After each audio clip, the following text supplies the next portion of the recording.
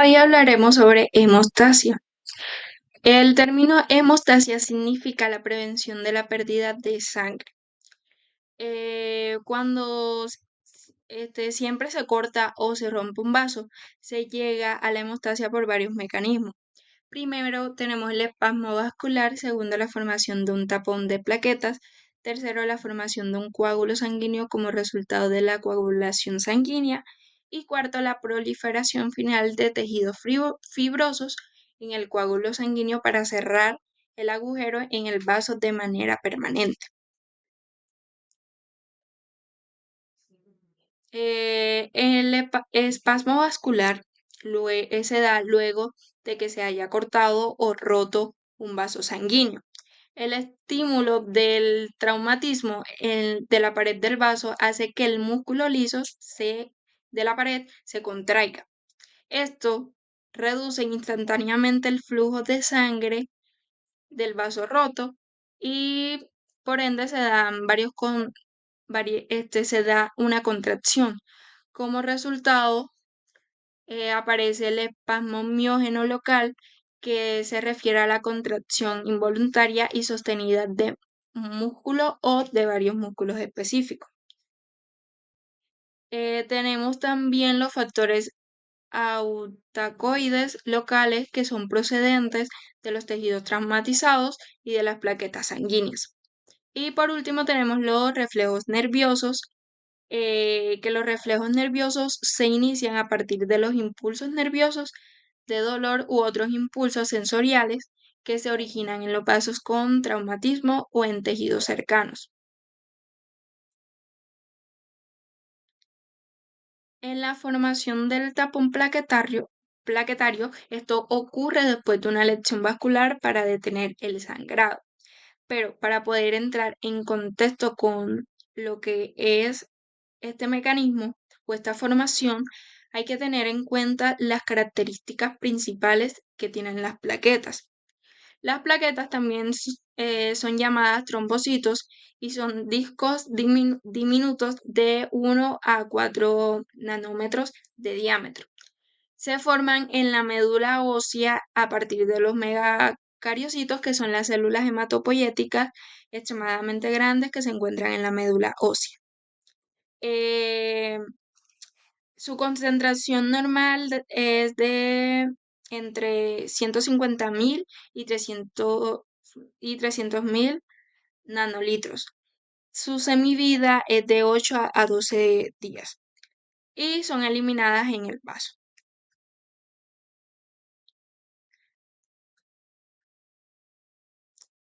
Las plaquetas comparten muchas características de células completas. Por ejemplo, en su citoplasma hay moléculas de actina y de miosina, que son las proteínas contráctiles similares a las que se encuentran en los músculos o en las células de los músculos.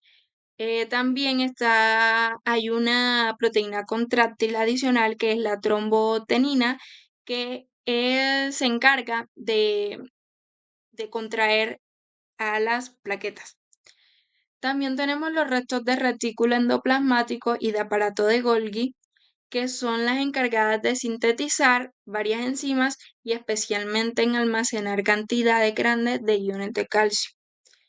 Tenemos las mitocondrias y los sistemas enzimáticos, que son las encargadas que tienen la capacidad de formar trifosfato de adenosina, o mejor conocido como ATP, y difosfato de adenosina, que se conoce como ADP.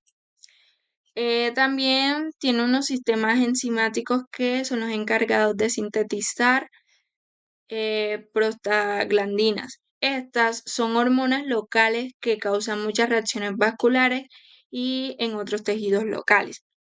Y tenemos un factor de crecimiento que hace que las células endoteliales vasculares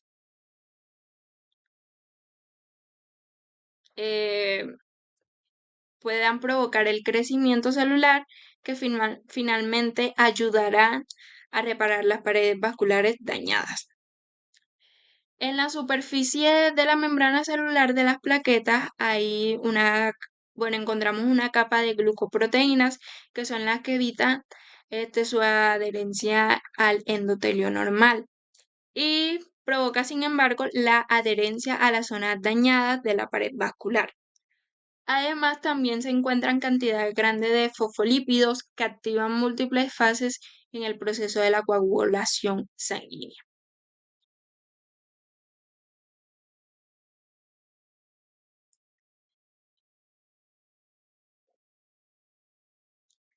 En los mecanismos del tapón plaquetario, bueno, este es un mecanismo crucial en la coagulación sanguínea y ayuda a detener el sangrado.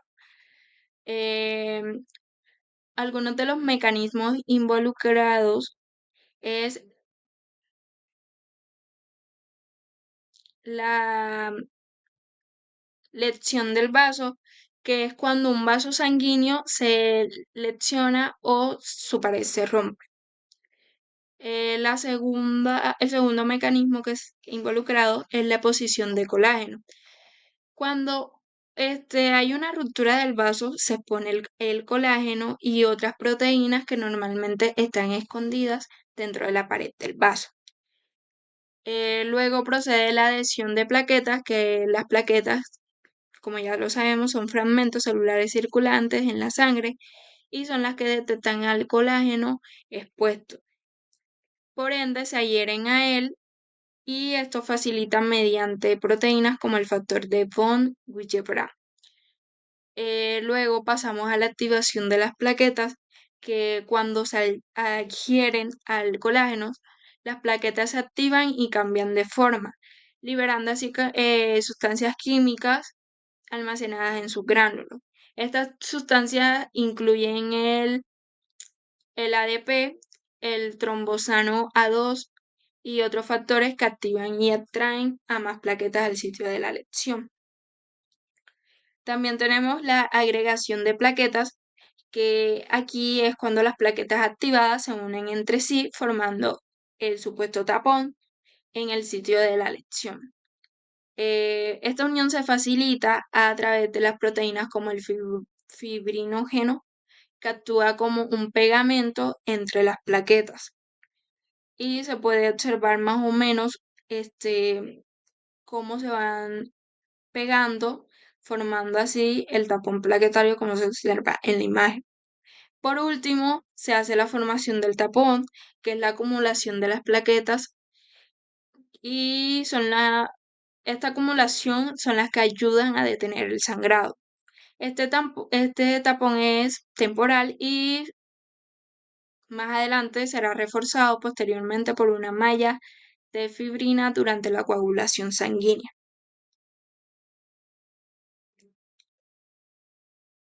Entonces, el mecanismo plaquetario es esencial para detener el sangrado, iniciar la coagulación, reparar tejidos y proteger el cuerpo contra infecciones. Si este mecanismo no se da o no es incluido en las heridas pequeñas, podrían resultar en una pérdida significativa de sangre y en mayor riesgo de infecciones. Hola, mi nombre es Marina Salcedo y hoy les voy a hablar sobre la coagulación de la sangre. En la sangre y en los tejidos se han encontrado más de 50 sustancias importantes que afectan la coagulación sanguínea, unas que estimulan la coagulación llamadas procoagulantes y otras que inhiben la coagulación llamadas anticoagulantes. El que la sangre se coagule o no depende del equilibrio de estos dos grupos de sustancias.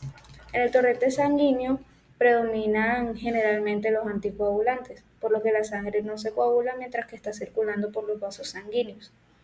Sin embargo, se rompe un vaso y se activan los procoagulantes de la zona del tejido dañado y anulan los anticoagulantes y así aparece el coágulo sanguíneo. El taponamiento tiene lugar en tres etapas esenciales. Como primero tenemos la respuesta a la rotura del vaso o una lesión propia de la sangre. En esto tiene lugar una cascada compleja de reacciones químicas en la sangre que afectan a más de una docena de los factores de la coagulación sanguínea. El resultado de esto es la activación o la formación de un grupo llamado activador de la protrombina. En segundo lugar, tenemos que el activador de la protrombina cataliza la conversión de protrombina en trombina. Y por último, tenemos que la trombina actúa como una enzima para convertir el fibrinógeno en fibras de fibrina que atrapan en su red plaquetas, células sanguíneas y plasma para formar el coágulo. Bueno, ahora tenemos la conversión de la protrombina en trombina. Como primer paso se forma el activador de la protrombina como resultado de la rotura de un vaso sanguíneo o de una lesión por sustancias especiales presentes en la sangre. Como segundo, el activador de la protrombina en presencia de cantidades suficientes de calcio iónico convierte la protrombina en trombina. Y por último, la trombina polimeriza las moléculas de fibrinógeno en fibras de fibrina de unos 10 a 15 segundos. Así que el factor limitador de la velocidad de la coagulación sanguínea es más que todo la formación del activador de la protrombina y no las reacciones subsiguientes a partir de este punto. Protrombina y trombina. La protrombina es una proteína inestable que puede doblarse fácilmente en compuestos más pequeños, uno de los cuales es la trombina, que tiene un peso molecular casi exactamente de la mitad de la protrombina.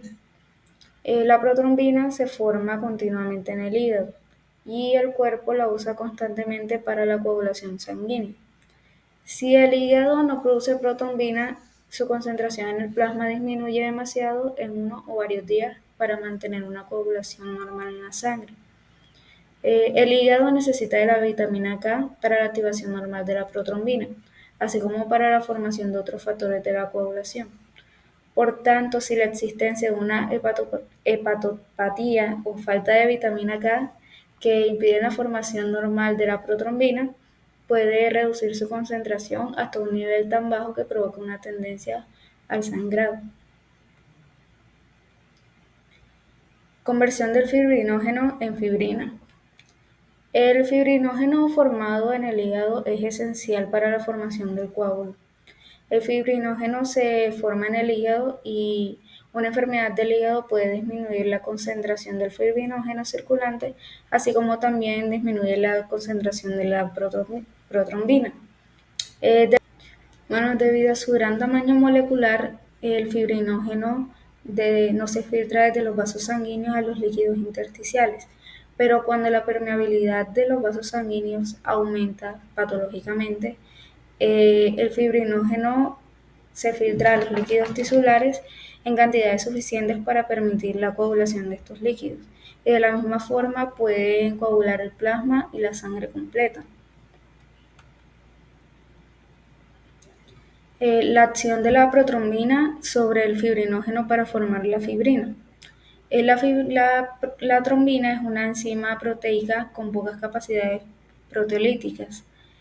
Actúa sobre el fibrinógeno para eliminar 4 péptidos de peso molecular bajo de cada molécula de fibrinógeno, formando una molécula de monómero de fibrina que tiene la capacidad automática de polimerizarse con otras moléculas de monómero de fibrina para formar las fibras de fibrina. El coágulo sanguíneo.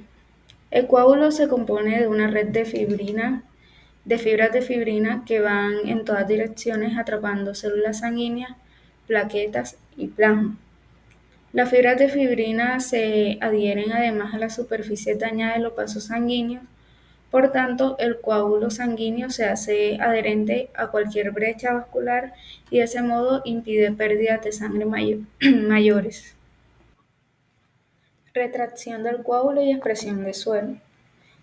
Unos minutos después de que se haya formado el coágulo, empieza a contraerse y por lo general exprime la mayor parte del líquido del coágulo de 20 a 60 minutos.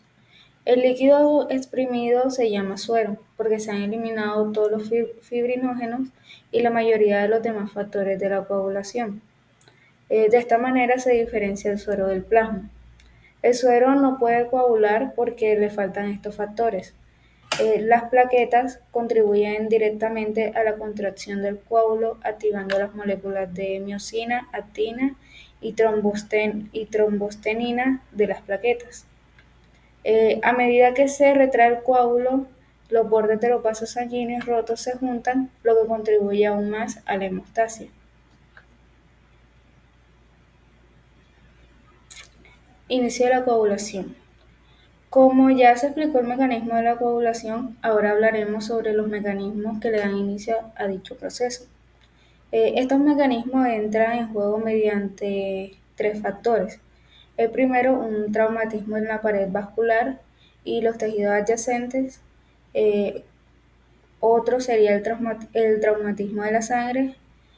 O por último, sería como un contacto de la sangre con las células endoteliales dañadas o con el colágeno y otros elementos del tejido situados fuera del vaso sanguíneo. En cada caso, esto conduce a la formación del activador de la protrombina, que después convierte la protrombina en trombina y favorece las fases siguientes de la coagulación. Se considera que el activador de la protrombina se forma generalmente de dos maneras, aunque empieza con de dos maneras, aunque en realidad ambas interactúan constantemente entre sí. La primera es mediante la vía extrínseca que empieza con el traumatismo de la pared vascular y de los tejidos circundantes. Y la segunda mediante la vía intrínseca que empieza en la sangre. Vía extrínseca del inicio de la coagulación. Este empieza con un traumatismo en la pared vascular o de los tejidos extravasculares que entran en contacto con la sangre y le da paso a tres etapas. La primera es la liberación del factor tisular. El tejido traumatizado libera un complejo de varios factores llamado factor tisular. En la segunda etapa tenemos la activación del factor 10, que la participación del factor 7 y del factor tisular da el un complejo lipoproteico del factor tisular, forma complejos con el factor 7 y en presencia de iones de calcio ejerce una acción enzimática sobre el factor 10 para formar el factor 10 activado. En la tercera etapa tenemos que el factor 10 activado se combina inmediatamente con los fosfolípidos tisulares, que son parte de los factores tisulares, o con fosfolípidos adicionales liberados por las plaquetas y también con el factor 5 para formar el complejo llamado activador de la protrombina. En unos pocos segundos, en presencia de calcio iónico, la protrombina se divide para formar la trombina y ahí tiene lugar el proceso de coagulación que se habló anteriormente. En la vía intrínseca del inicio de la coagulación tenemos como primero el traumatismo sanguíneo, el cual produce la activación del factor 12 y la liberación de fosfolípidos plaquetarios. El traumatismo sanguíneo o la exposición de la sangre al colágeno de la pared vascular altera dos factores de la coagulación importantes en la sangre, que son el factor 12 y las plaquetas. Cuando se altera el factor 12 por entrar en contacto con el colágeno, adquiere una configuración enzimática o una configuración molecular nueva que la convierte en una enzima proteolítica llamada factor 2 activado. Al mismo tiempo, el trauma sanguíneo daña también las plaquetas debido a la adherencia del colágeno y este libera fosfolípidos plaquetarios que contienen las lipoproteínas llamadas factor plaquetario 3, que también participa en las siguientes reacciones de la coagulación, que son la activación del factor 11, el cual el factor 12 activado actúa sobre el factor 11 activándolo, lo que constituye el segundo paso de esta vía. Luego tenemos la activación del factor 9 mediante el factor 11 activado. El factor 11 activado actúa después sobre el factor 9 para activarlo. Luego tenemos la activación del factor 10 en función del factor 8. El factor 9 activado actuando junto al factor 8, en donde los fosfolípidos plaquetarios y el factor 3 de las plaquetas traumatizadas activa el factor 10 que, aquí está claro que cuando el factor 8 o las plaquetas escasean, este paso es deficiente. El factor 8 es el que falta en una persona que tiene hemofilia clásica y por esta razón se llama factor antihemofílico. Las plaquetas son el factor de coagulación que falta en la enfermedad hemorrágica llamada trombocitopenia. Luego tenemos el factor 10 activado para formar el activador de la protrombina en función del factor 5. Este paso en la vía intrínseca es el mismo que el último paso en la vía extrínseca.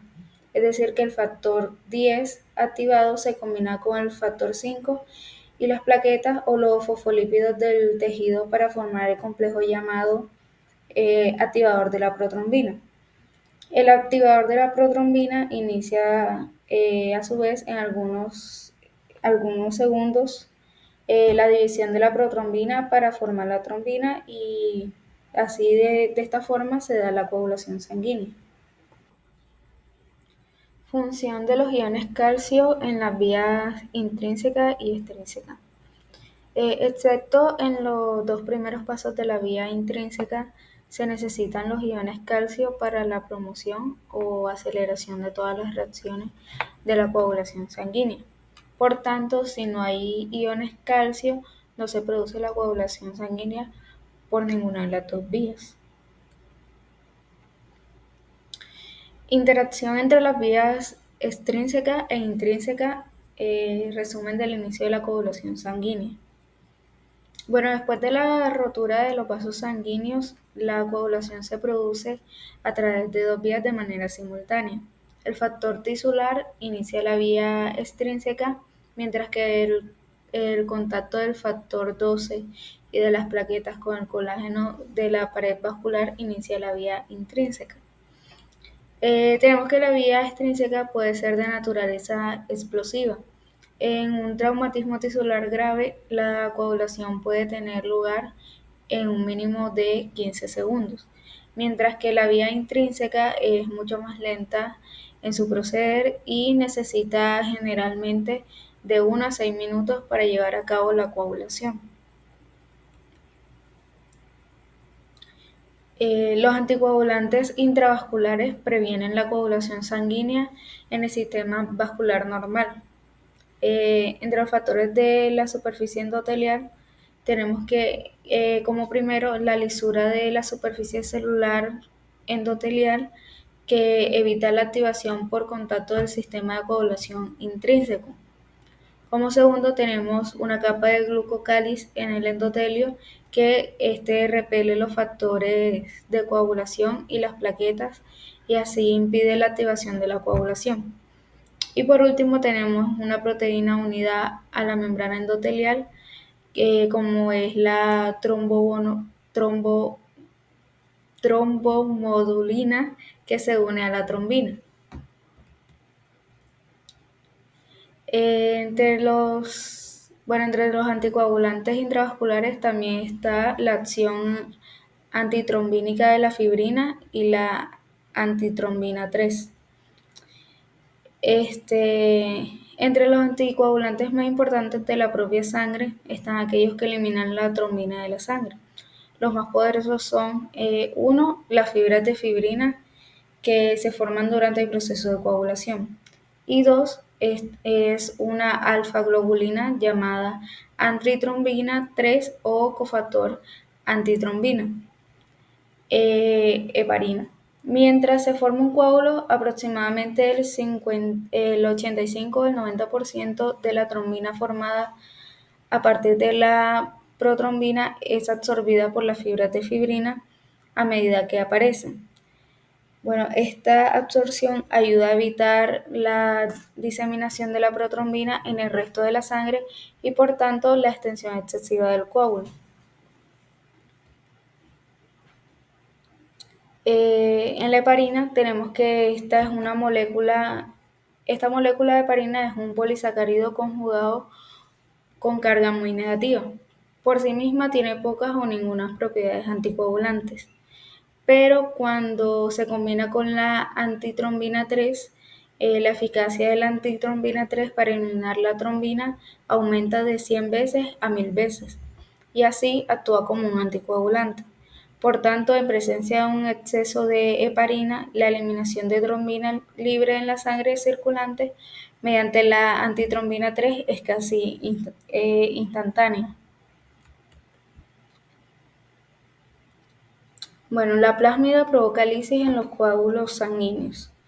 Las proteínas del plasma tienen una euglobulina llamada plasminógeno, que cuando se activa se convierte en una sustancia llamada plásmina. La plásmina digiere las fibras de fibrina y otras proteínas coagulantes. Por tanto, cuando se forma plásmida puede lisar un coágulo y destruir muchos de los factores de la coagulación, lo que a veces hace que la sangre sea menos coagulable. En la activación del plasminógeno para formar plasmina y después lisis de los coágulos, tenemos que los tejidos dañados y el endotelio vascular liberan muy lentamente un activador poderoso llamado activador del plasminógeno tisular o TPA.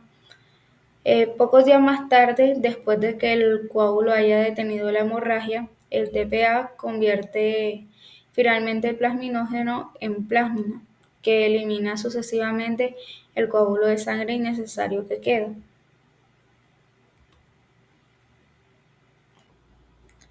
Enfermedades que causan hemorragia excesiva en los seres humanos. Como primero tenemos la disminución de la protrombina, el factor 7, el factor 9 y el factor 10 causada por la deficiencia de vitamina K. La vitamina K es un factor esencial para la carboxilasa hepática que añade un grupo carboxilo a residuos de ácido glutámico en 5 importantes factores de la coagulación, que son la protrombina, el factor 7, el factor 9, el factor 10 y la proteína C. Al añadir el grupo carboxilo a residuos de ácido glutámico en los factores de coagulación inmaduros, la vitamina K se oxida y se inactiva.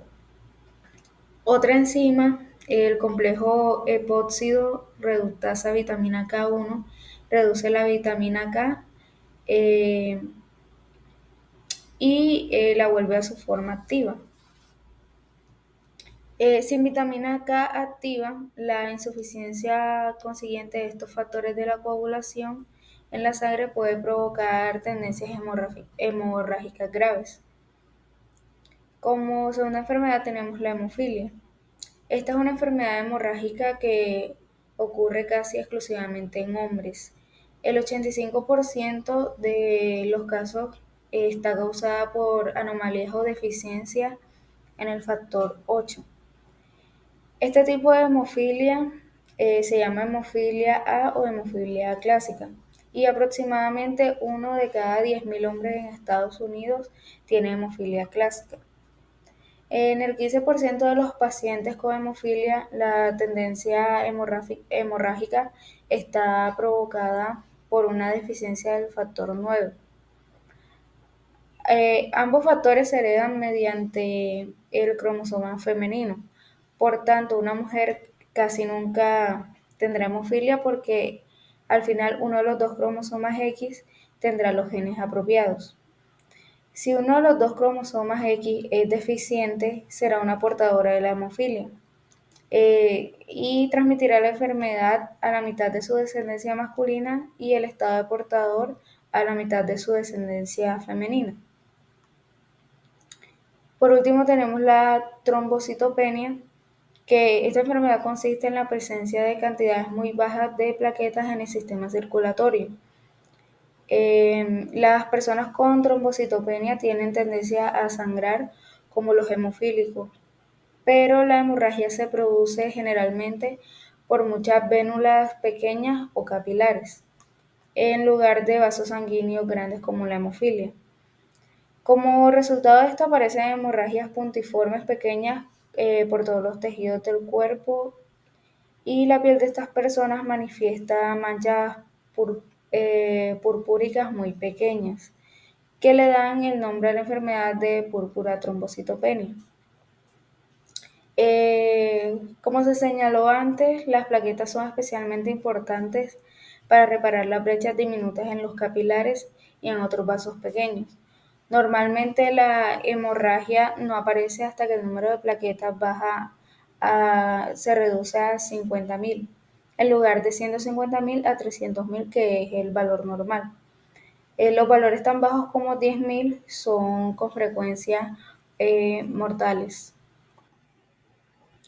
Ya por último tenemos las enfermedades tromboembólicas, bueno, los trombos y émbolos. Un coágulo normal que aparece en un vaso sanguíneo se llama trombo. Una vez que el coágulo ha aparecido, es probable que el flujo continuo de sangre que pasa por el coágulo lo desprenda y haga que el coágulo fluya con la sangre. Una de las enfermedades tromboembólicas es la trombosis venosa femoral y embolia pulmonar masiva. Esto se da cuando el flujo sanguíneo se bloquea durante horas en cualquier vaso del organismo. La inmovilidad de los pacientes que están en cama, más la práctica de colocar las rodillas sobre las almohadas, causa a menudo una coagulación intravascular debido a la éstasis sanguíneas en una o más venas de las piernas durante horas. Después el coágulo crece y principalmente la dirección venosa que se mueve lentamente, algunas veces ocupando toda la longitud de la vena de las piernas y llegando en ocasiones por encima de la vena ilíaca común y de la vena cava inferior.